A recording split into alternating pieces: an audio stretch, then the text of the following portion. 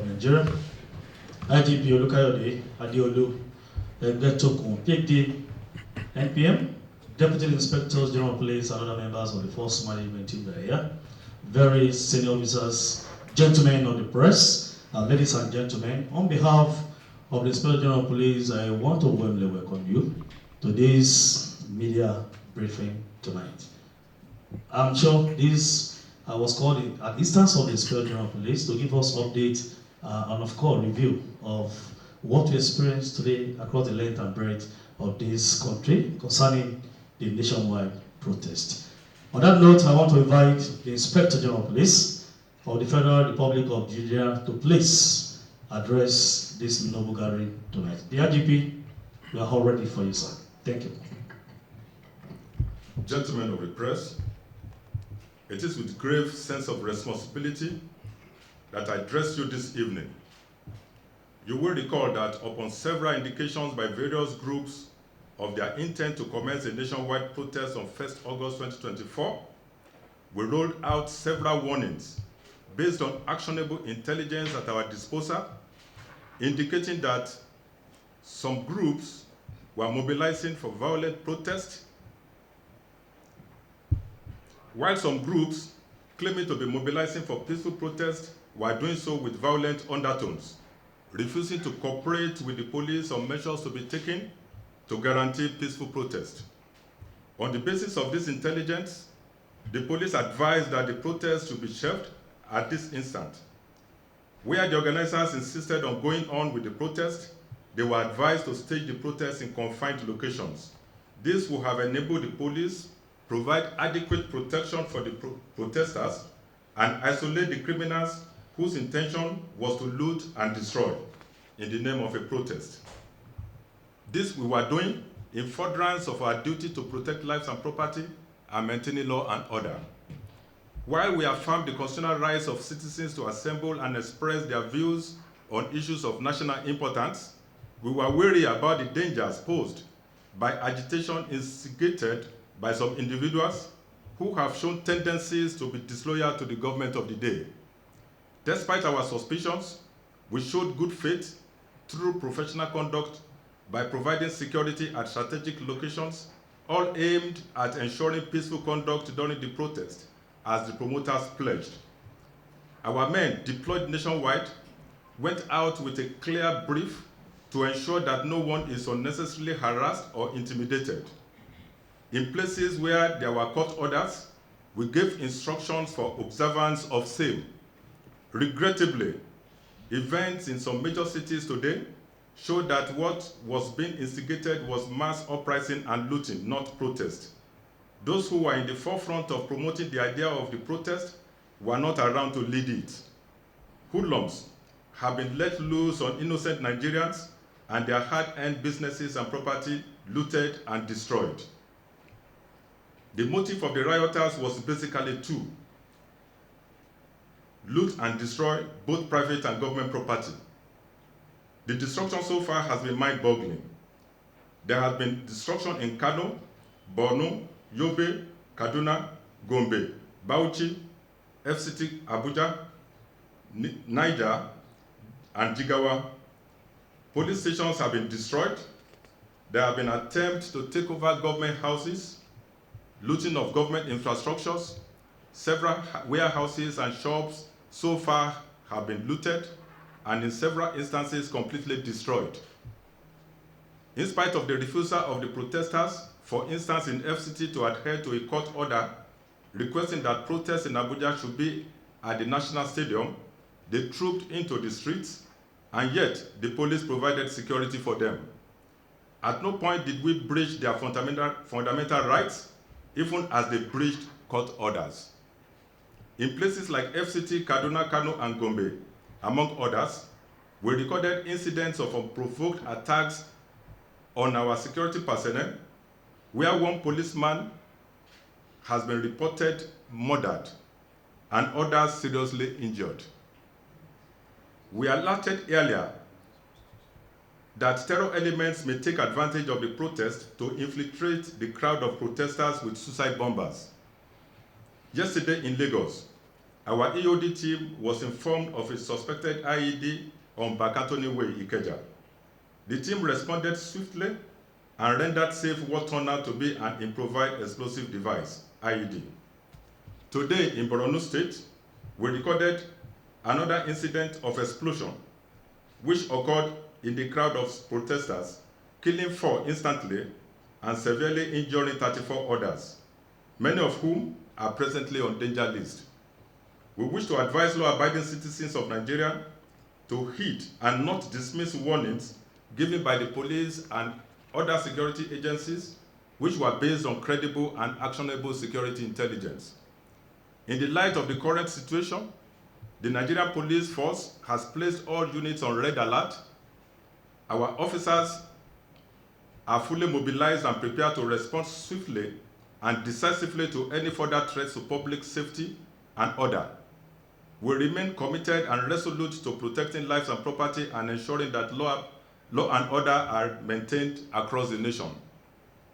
Groups who are hiding under the guise of exercise of a right provided in the Constitution to destabilize the country should also remember that the same Constitution imposed on them the duty to obey the laws of the land and respect the rights of other citizens.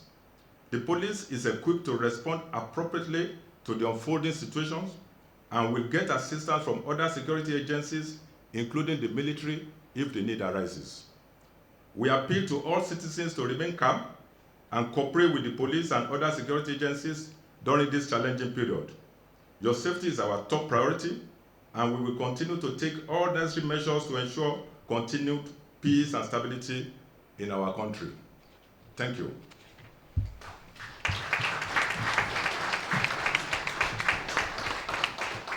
Thank you, the Inspector General of Police. The messages were clear enough. The IGP, sir, if I have the permission of the IGP, this is question time. Gentlemen of the press, if you have any clarification or intervention, the IGP is ready for you. Lucky channels.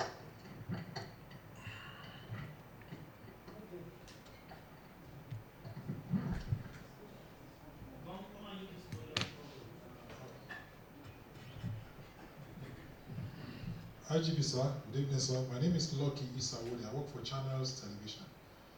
In view of what has happened, would you be extending invitation to the organizers of this protest, those especially who have written to you and who you have invited before now? Thank you, the channels. Ada Bisamonoya AIT. Good evening, sirs. My name is Ada Bisamonoya. I report for Africa Independent Television, AIT. IGP, sir, I'd like to know what word of caution you have for those who have turned the protest into a violent activity today. And I'm also curious to know why you and your team of management staff are wearing this red band on you. Thank you, sir. And, Ferdinand, Arise TV.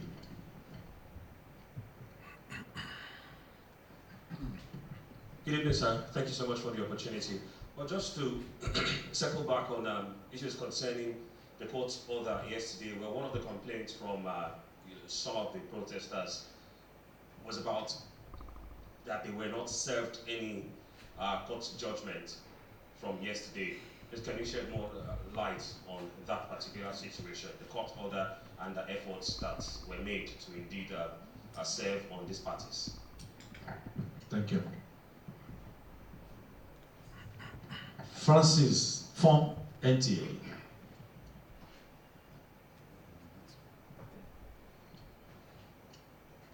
Good evening, Mr. IGP. Good evening, the Force Management team. Francis from the Nigerian Television Authority, NTA. This morning when I was coming to work, I was also attacked at the Abacha barracks. And I have a question for you, Mr. IGP, sir. Some of the protesters have alleged that it was because some of the operatives, so to say, or officers, opened fire on them, thereby necessitating their action. I'd like to hear from you, sir. Your reaction. Thank you. First, Yaro, Sir. let me take that question again from Lucky Francis, and Francis. you count the question. Okay, Mr. IGP, sir, some of the protesters that we've had cause to interview said some of your men allegedly attacked them. That was why they reacted in that order. At Nyanya Maraba access, sir. Yes. Thank you. Stefan, TVC.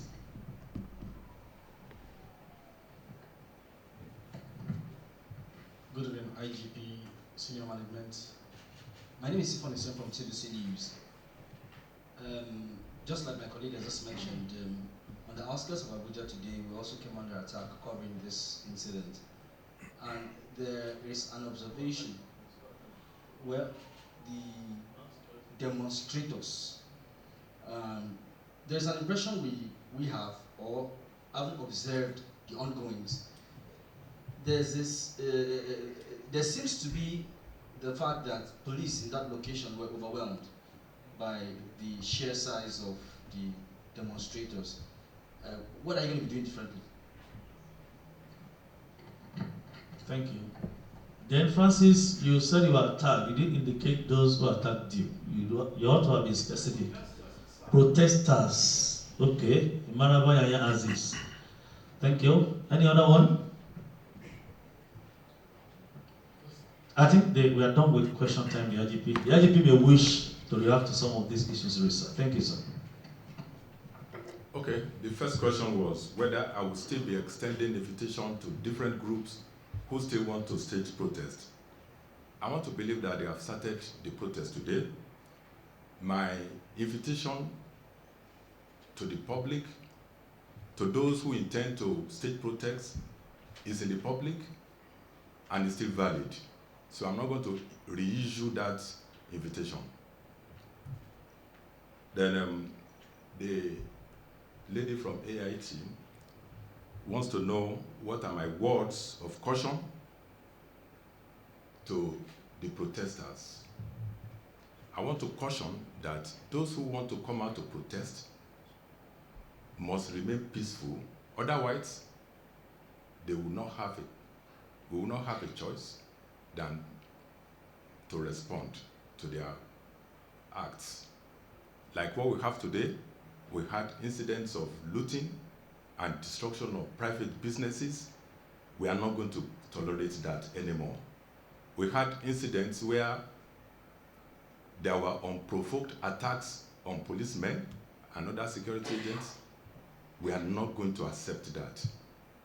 So if I advise that they should just not bother to continue with this. When we talk about rights to protest, we are not denying the rights. We have said severally that we recognize the rights of citizens to protest. But this right is also not absolute right. The same constitution that gave them rights to protest also imposed duties on them. What our lawyers have been telling our youths is that it's their right, it's their right. Nobody is talking to the youth about their duties and responsibilities to the state. And that's the problem. These people should be educated. They should know that there are duties and responsibilities expected of them to the state. They only want to enjoy the rights and neglecting the duties. Those people who are claiming rights of protest, they should know that they have a duty to the nation, to respect the rights of other citizens, to obey the law of the land. There is also a duty to be loyal to the state, to be patriotic. It's a constitutional responsibility of a citizen of Nigeria. Nobody is talking about all those duties and responsibilities. All we are talking about is rights, rights, and rights. Yes, it's good to know your rights, But it's not good to take the rights and neglect the duties. The two come together.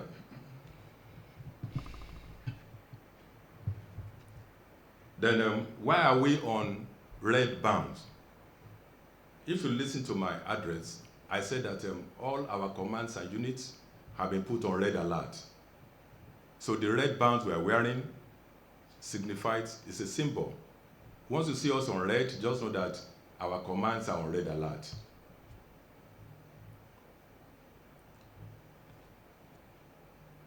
Okay, there is this other one that said that the group who did not obey the court order claimed that they were not served. How do you serve faceless people? People that you don't know. How do you serve them with the orders? They remain faceless. So it will be difficult to serve them. Their threats were in social media. I think the other two was on social media. So I believe they have been served. The Channels reporter reported an attack on himself by protesters. TVC. NT and TVC. Francis, was it not Francis? Francis is NT. Okay. Francis said that he was also attacked while going to work. Francis is not a policeman. I don't know how he got attacked. So it shows that the intention of these so-called protesters are not genuine. Otherwise, why do you attack a reporter who is not in uniform? Then they claim that the police, first of all, attacked them and they responded. It's false. If you say that, if you believe their claim that the police were attacked, the police attacked them before they attacked the police, I will ask you, you're also a victim of the attack. Did you also attack them before they attacked you? You didn't attack them and they attacked you. So the police didn't attack them, they attacked the police without provocation.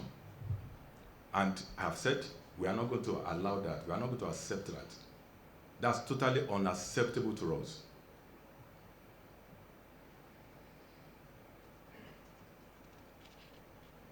Yeah, there was this one on, I don't know whether this is a question. You said that the police appeared overwhelmed. We were not overwhelmed. We have our standby units everywhere. We prepare for this. We were only civil. The fact that we were civil does not mean that we were weak. We were only civil because we were expecting them to be peaceful.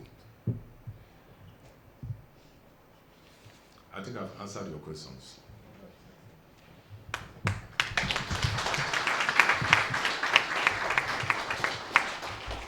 I'm sure, gentlemen of the press, that you don't have any intervention again, and IGP has cleared all those green areas. The IGP, sir, we want to appreciate the IGP and other members of the force management team and very senior officers who have been on the field.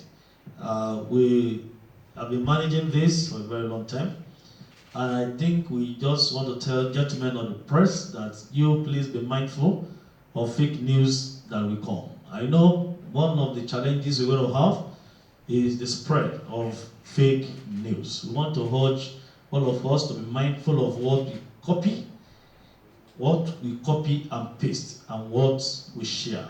This might trigger this crisis. The IGP has made it clear we are all on red alert. And we all saying to Nigerians, Hakuna Matata. We are in charge. Thank you. The IGP, we have come to the end of this press briefing. Very senior officers, thank you so much. Gentlemen on the press, thank you so much. We continue to update you back to back as events unfold. God bless you all.